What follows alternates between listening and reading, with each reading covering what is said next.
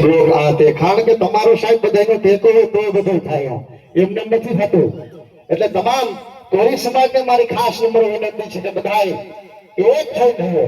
ગમે ત્યાં આયા વાહ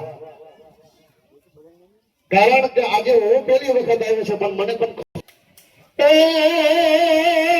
હજી વેલ નાથ જાગે છે રે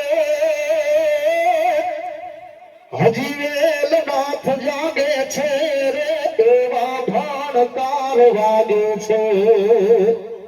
ભગવાન ઈ આયા આગે છે તારી કૃપાથી પંથડા ગાતા રે હજી વેલ નાથ જાગે છે રે હજી વેલ નાથ જાગે છે રે એટલે ચકાચક વલ્લભ બાપુ જે બોલાવી દો બોલ્યો નાથ બાપુની